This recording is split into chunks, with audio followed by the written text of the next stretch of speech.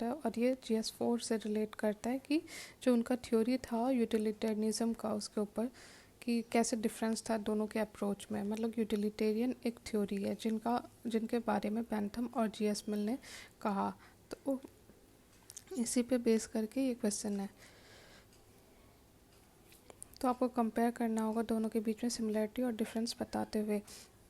जो utilitarian concept है उसको पहले डिस्कस कीजिए, फिर बेंथम ने क्या कहा और GS मिल ने क्या कहा उसके बारे में बताइए।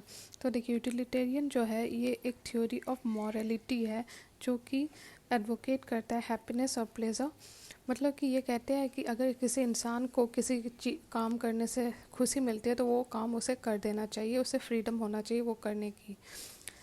ये जॉन स्टुअर्ट मिल और बेंथम ने प्रोपाउंड किया है।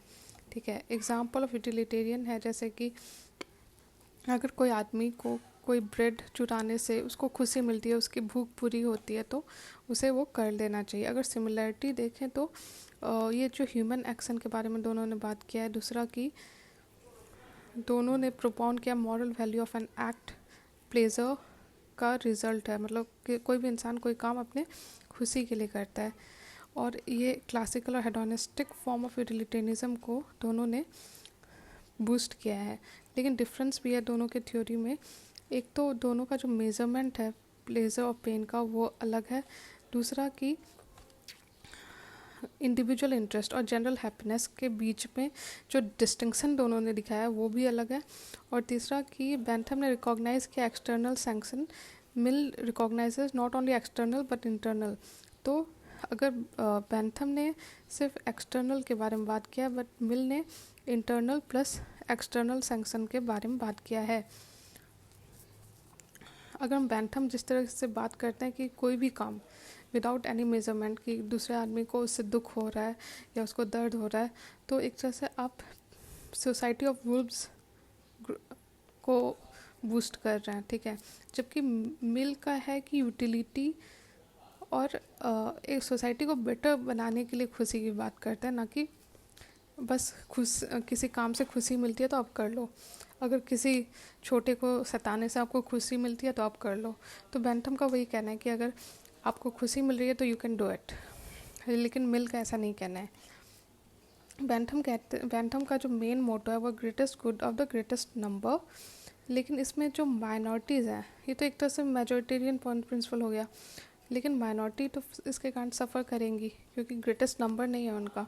लेकिन मिल ने सपोर्ट किया इंडिविजुअलिज्म, बेंथम ने सपोर्ट किया democratic government in any condition. But Mill कहते हैं कि अगर आदमी डेवलप नहीं है, उसकी मेंटल डेवलपमेंट नहीं है, वो प्रिमिटिव है, तो वहाँ पे डेमोक्रेसी काम नहीं करेगा। ये एक अलग डिफरेंस है।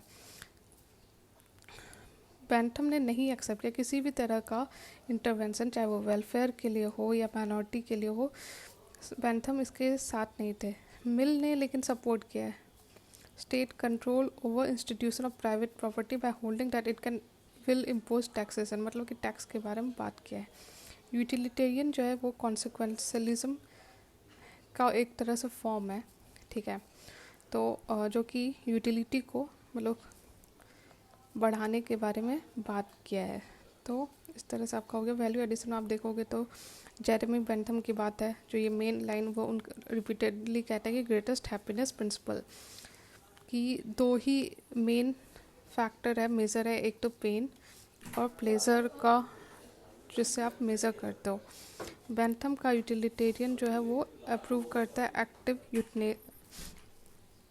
Would approve of active euthanasia, जबकि जॉन स्टुअर्ट मिल जो है वो कहते हैं कि utilitarianism as creed that considers particular theory of life as the foundation of moral. Its goal is to justify utilitarian principle as foundation of moral. Morality के बारे में ज़्यादा आप पढ़ोगे जॉन स्टुअर्ट मिल के काम में।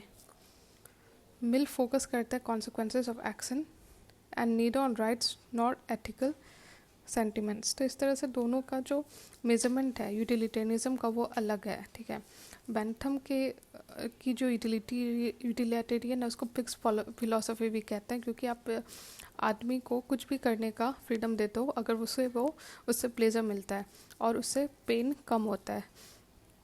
लेकिन जॉन स्टुअर्ट मिल इस बारे में डिफ़र करता है।